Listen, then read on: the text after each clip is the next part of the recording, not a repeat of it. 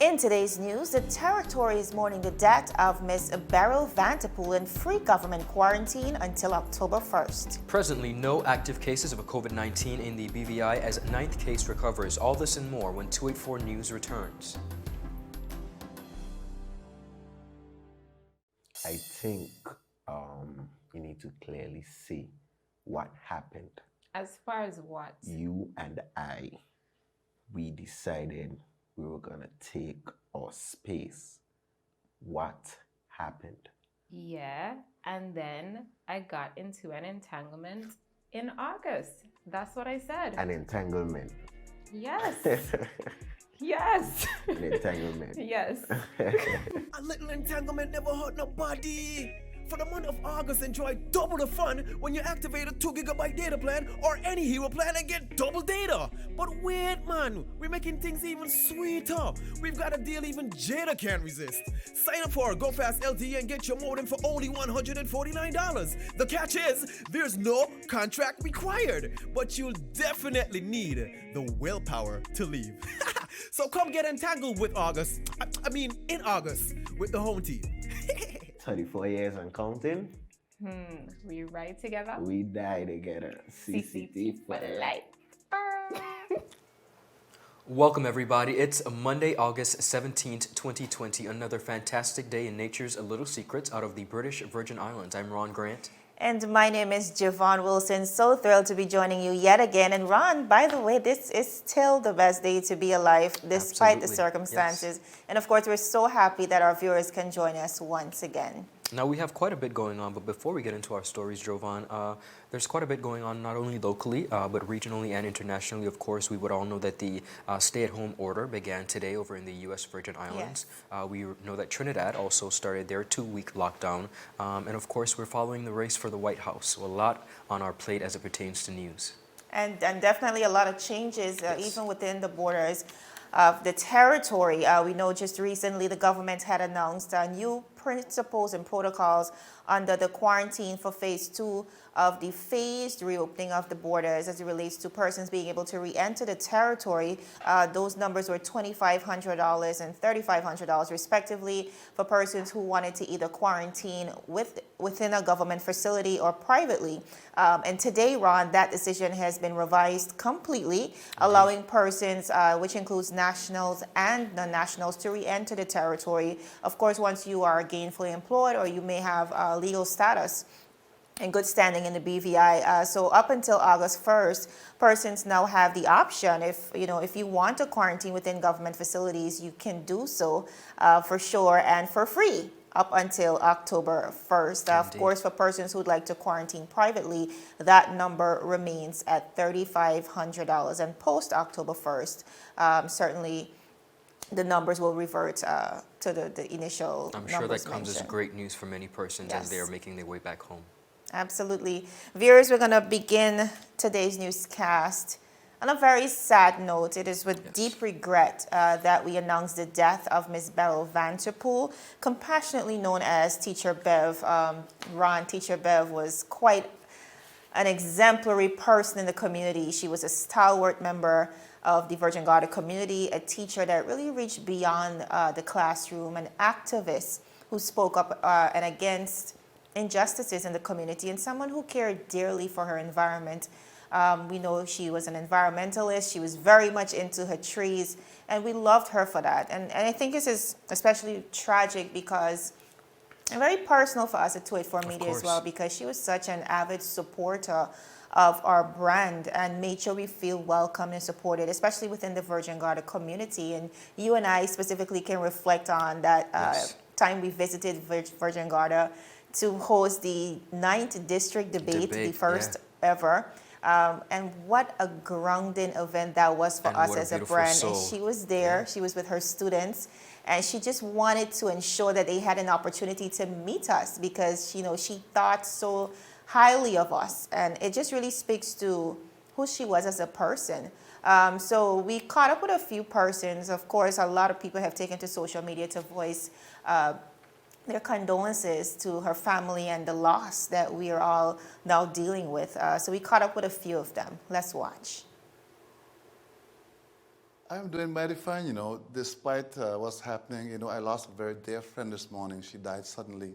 I did And hear I about must that. bring condolences to her entire family. It's a loving family. She was a very special person, passionate, caring teacher, community activist, so to speak, social commentator, but a very, very nice person. It's a rough day today. I do understand. We here at 284 Media is also saddened by the passing of Miss Vanterpool. She was one of our fans, and she was very vocal about what was going on in the BVI and her community. She had such a patriotic pride to her, and I know it must be a sad day in the 9th District. So Absolutely. we as well want to extend our condolences to you, the entire District 9, her family, her friends, because it definitely is a sad day. Thank you. Today, the BVI community and the BVI teaching fraternity has lost a valuable gem. Miss Beryl B. Vanterpool, or Teacher Bev, as she was affectionately called, was a humble, genuine, bubbly, yet straightforward person. Her students will tell you that she made learning fun through the many field trips and nature walks, connecting what they were learning in the class with real life situations. Other persons in the community can also attest that she has helped them to continue their education, learn the statutes of this country, and even help them apply for their passport in this country. She was a community-minded person, a political activist. She was a Mother Teresa to many. Miss Beryl B. Vanterpool, a true gem of the Virgin Islands, will truly be missed.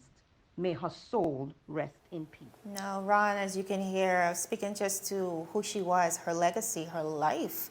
I mean, this was somebody who really and truly made a difference in our community. And this is a really, really hard hit for Virgin Gorda specifically, but by extension, the entire territory. Because as you scroll through Facebook, you see the commentary. She was just awesome, and it's a great loss. It is never easy when we lose a fellow Virgin Islander, but particularly when they made such a unique and awesome contribution to their Virgin Islands. As we said earlier, she was not only a teacher, a long-standing teacher, but she took such pride in her territory and the happenings of the territory and what was taking place, and she did not shy away from speaking up. So she will definitely be missed, and hope and pray that her legacy will continue. Absolutely, and I know today for sure she would have been tuned in, like she's always tuned in. Of course, to our live interviews, giving us her feedback. Yes, but it's so amazing to me. Even at that point where we were in Virgin Gorda, and we usually talk about this. A lot of young people within our generation might pay us a compliment.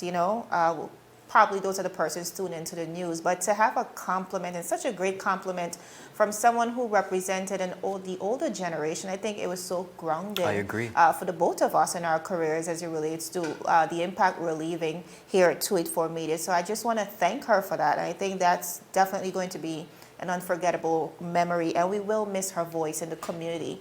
But I think the thing for us to do is to just continue her legacy by being our best selves. So again, our condolences goes out to the family and friends and the entire territory at this moment as we mourn the death of our dearest teacher, Bev. Most definitely. Now, continuing on, ladies and gentlemen, on the local scene, great news coming out of the Ministry of Health. The Minister of Health and Social Development, the Honorable Carvin Malone, has confirmed that the 9th reported positive case of COVID-19 in the British Virgin Islands has recovered. Honorable Malone made the announcement during a live COVID-19 update. The most recent reports on August 1st confirmed the detection of case 9, who had recently returned to the territory from abroad.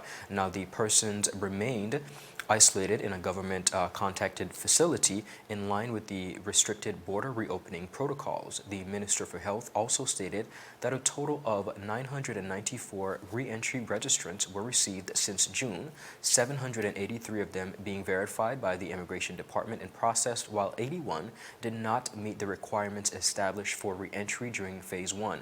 One of the processed registrants, 500, 597 have returned and completed a mandatory quarantine, including the one applicant we just spoke about who recovered, who was the ninth case, who has been released from isolation following their consecutive negative tests. Honorable Malone said, and I quote, "The Ministry of Health continues to work in tandem with the various agencies to manage the risk of imported cases by utilizing a measured approach to the re-entry of individuals in keeping with the restricted border reopening plan." Now, the Minister of Health went on to outline that the British Virgin Islands epidemiological summary, which includes over 1,757 persons tested, 8 recoveries, and 1 reported death here in the BVI, the public is reminded to, of course, comply with the Public Health Control and Suppression Measures Order Number 4, 2020, to consistently adhere to the physical distancing, personal hygiene and sanitizing guidelines, and, of course,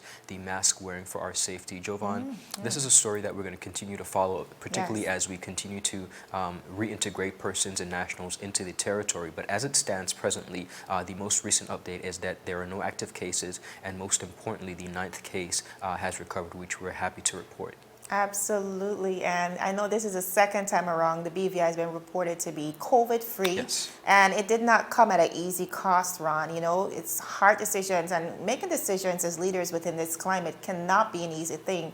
But like you said, it required the collective effort of not just the Minister of Health and the government of the Virgin Islands, but also the health authorities and also the persons within our community who were out there really complying with the rules. So collectively, this is a big accomplishment for the entire territory. Most and definitely. we have to say good job, good job. Congratulations to the government, of course, through the Ministry of Health for their continued hard work.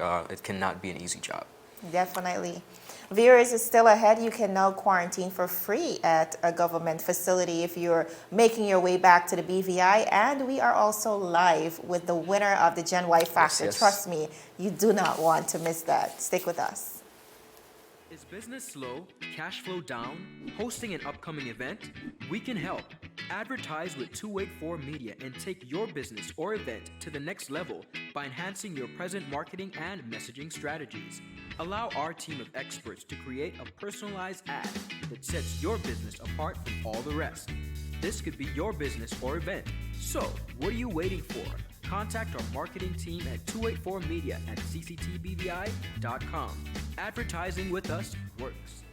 Viewers, welcome back. If you're now joining us, you're watching 284 News. Now, mandatory quarantine is now free for all persons entering the territory until October 1st, 2020. That's, of course, if you opt to quarantine at a government facility.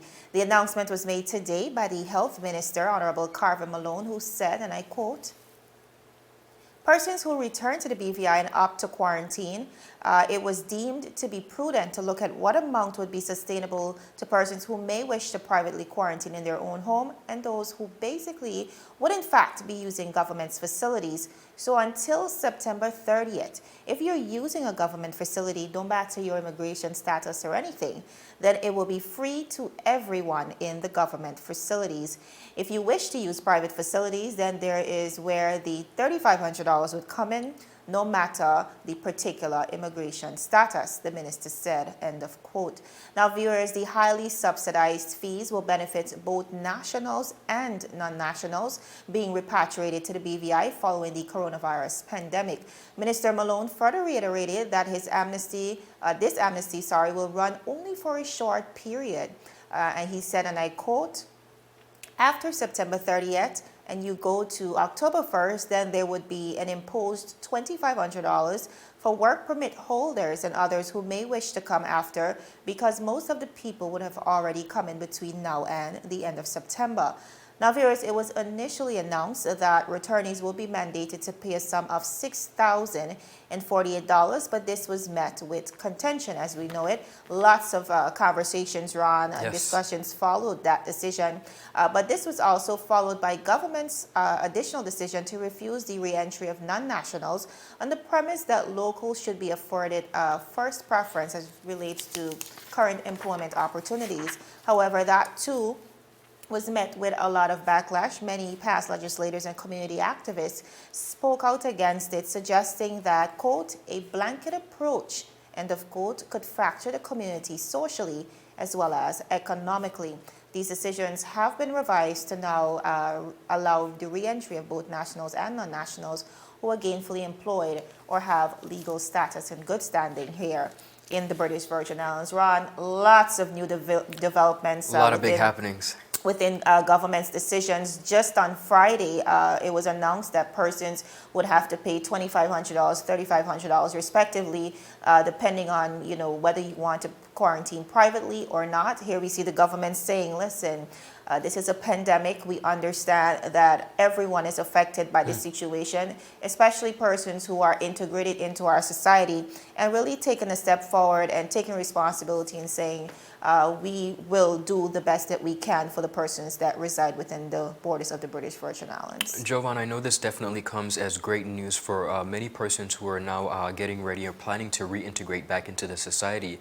Sometimes it seems like the rules are written in pencil, which I get because at the end of the day, this is something new that we've never dealt with before, particularly our leaders. However, we do see where they're making an effort. Some of the concerns coming out of this, questions particularly from residents, is now that it's free, I think as thankful as they are, they're wondering how exactly this is going to be subsidized because as we look at the different models in different Caribbean islands, it does come at a certain fee. But for it to be free, while it's a blessing, and I know the residents and people of the territory are particularly happy and thankful, we kind of wonder sometimes exactly as this particular case how it's going to be subsidized. Sustained, Correct. absolutely. And you have to also take into consideration the fact that the monies within the government's coffers, it's, you know, it's being reduced and it's not being replenished necessarily, but, you know, how long can we sustain that, and how many persons would have applied to re-enter the territory? So those are some of the numbers. I guess based on this decision, they may have looked at the numbers and come to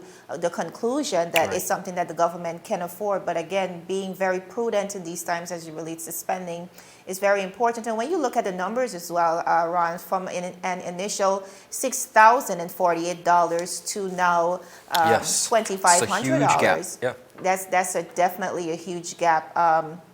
But the minister has said, I know initially that $6,048 covered all expenses. He specified today that the $2,500 will now cover 24-hour security.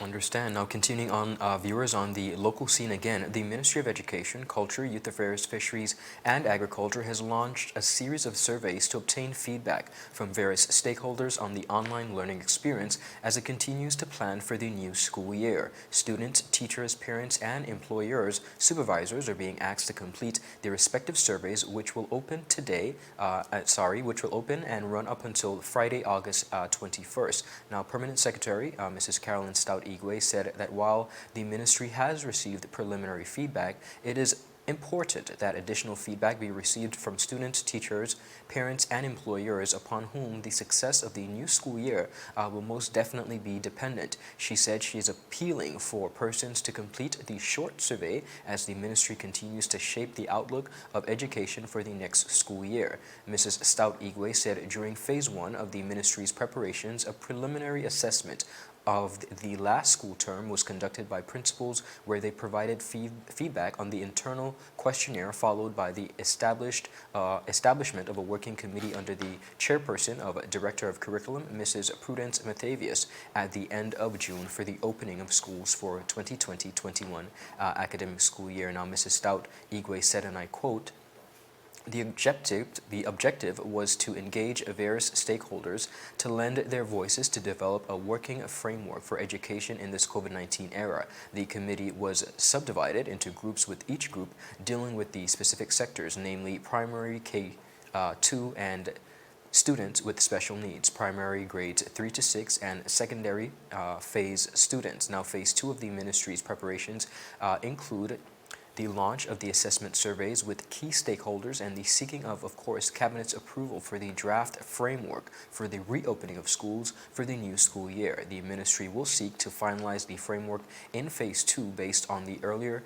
internal feedback as well as feedback from the surveys now being launched. Now, the following groups are asked to complete the surveys. Those are parents, students, teachers, as well as employers, employee supervisors, and this is all through surveymonkey.com. And you can contact, of course, the Ministry of Education for more information. Jovan, this is a very important story as we seek to get students back into the classrooms. It is not an easy task, but we see where the government, particularly through the Ministry of Education, are essentially seeking the public's assistance, all stakeholders, in understanding what better methods could be used as we seek to reopen. Of course, we spoke with the minister. We would all remember that interview where the present date for the reopening, subject to Cabinet's approval, is September 21st, and I know parents and students and all stakeholders are eagerly awaiting that process, whether it be in a phased approach, whether it be some classes online while some are in person. I think ultimately, definitely the residents are just anticipating the moving forward of students. And these surveys are going to be playing a very important part in this. It's important, Ron, that we continue, even in the midst of a pandemic, continue to assess the situation on the ground. And upon speaking to the minister within that interview, that's one of the questions we asked. Yes. How are we able to assess how the students, the teachers, the employers, all the respective stakeholders within this situation, how are they coping with virtual school? Because yes, COVID-19 has forced us into online learning. However, we need to be able to figure out, is this working? How long can we sustain this? How are the children being affected? What about their mental health in this transition? So those are all elements. And, that is one of the questions we ask, because it's important, like I said, for us to be able to understand what's happening. Like you said, September 21st is the date to watch, subject to the approval of Cabinet. And the minister did announce some of the school will be facilitated online, some of the schooling, while some students will be able to return to school, and I think it will be on a rotational basis. But even now, in the midst of these new developments of us being COVID-free and the curfew being fully lifted, are we now willing to consider maybe getting our children back to a level of normalcy as it relates to the schooling system? And those are the questions that we have on the ground. Persons are still kind of in between as it relates to, do I buy uniforms or do I buy textbooks? Correct. And of course, viewers will continue to push for the answers to those questions. And one of the things Jovan will be doing this week is speaking to some of the experts within the fields, particularly maybe former principals, persons who are aware of the situation, and see what methods we can implement to better assist the government in this regard. Viewers, still ahead, we are live with the winner of Gen Y Factor competition, and of course, Mrs. Brenda Tyletsum of the Department of Youth Affairs and Sports. That's an interview you don't want to miss. And the Caribbean Telecommunications Union seeks the Secretary General, a very important post here in the Caribbean. All this and more after a word from our sponsors.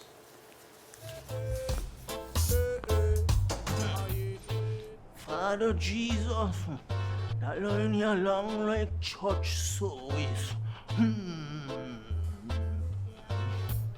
Alright, do enjoy the rest of it then. Next customer line, please. Wait, hold on a second.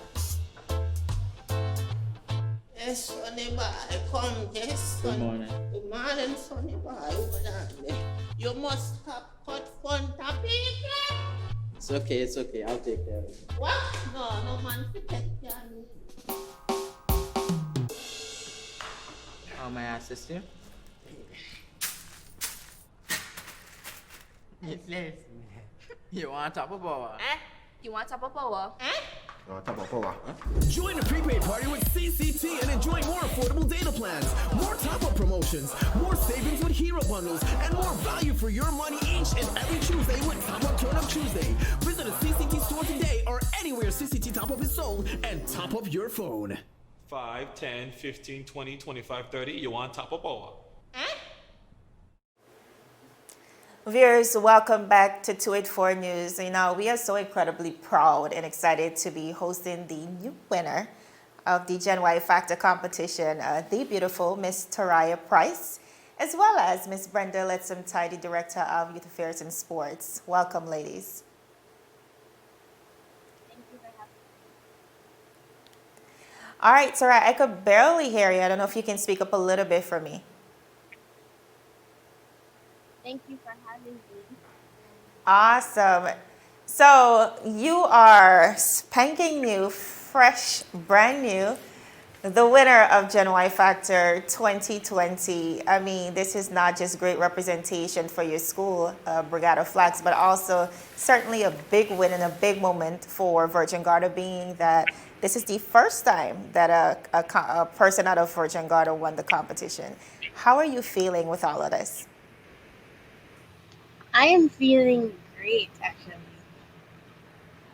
You're feeling great. So tell me about the competition. I know you're pretty young, and it couldn't have been an easy walk, especially stepping out within a competition. Walk us through that journey. What was some of the best moments for you? Best moments for me was actually winning. Winning the competition. Being a Absolutely. yes, definitely. What about the young ladies? I know this time around we had an all-female cast, 5 beautiful, talented young ladies from across the various schools in the BVI. Did you form any new friendships? I did. Hello? Can you hear me? I could Hello? barely hear you, Taraya. I can hear you. Okay. All right. So, Miss Brenda Ty Letsam, you first of all looked radiant last Saturday. Absolutely beautiful. For a second, I thought you were in the Thank competition you. as well. But yeah, this competition year after year continues to be Yes. just a great effort, really capitalizing on the talent in the BVI. And I know COVID came, a lot has happened. It has brought a halt to a lot of activities within our normal lives, but not the Gen Y factor. So tell us why you No. saw it so important for us as a territory to forge forward with this competition. Well, Jovan, we had already completed our auditions just before we were closed down for COVID. And we had Okay. already gotten the young people and we had got their hopes up. At that point, they didn't know if they were moving forward to the semifinals. So we only had done auditions, but we had not released the results. So we felt, we could utilize the social media platform, which we did, to reveal who were moving forward. We utilized the virtual platform is much more, but we still felt that we needed to have a somewhat in-person component to it. So we did something we've never done before in our semifinals this time. Because of the restrictions for social distancing, only Right. 30 persons were allowed at a time to cheer on each individual semifinalist. So the Okay. semifinalists were given 30 tickets to bring their own fan club, which they Okay. did. And Awesome. it was held at Pancake Paradise, which is a small venue. And it was awesome. Each Awesome. competitor had 30 screaming fans in the All audience. right. They were All well right. supported. So that new component really worked. And Absolutely. we thought, well, sorry? Go ahead. Okay. And we thought, well, since we were opening up, because remember at one point, I think we had 30 or 50 that could gather, and then it was 100. And then we were like, okay, we can still work with that. We can, have the social distancing within the Eileen L. Parsons Auditorium, still bring the 30 from each Yeah. and have them there spread around And the it was quite a auditorium. production. Absolutely. And Miss that's what we Letzemer. did on Saturday. Yes, I'm almost out of time. I'm sorry we have to rush, Okay, what but would I you just like? want to say overall, great effort, excellent production. I mean, all the young ladies did very well. And I think together it was just a seamless representation of true BVI talent. So congratulations. Thank you very much, and thanks for having us. Absolutely. And congratulations, Taraya. You take care. Thank you.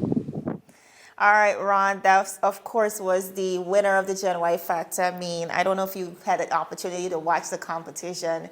It was excellent. I mean, her performances, Titanium, as well as A Change Is Gonna It's a tough Come, song, literally nice. brought us to tears. Wonderful. Well, I did not get an opportunity to watch this year's competition. However, based on the feedback from the general public, it was definitely a success. And one of the things that I love about this event, particularly through the Department of Youth Affairs under the directorship of Mrs. Tai Letsam, is that at the end of the day, COVID-19 is happening, but they were able to find a way to make sure that this competition still happened, and we saw a awesome selection of talent from these young people, and I'm so very proud of each of them.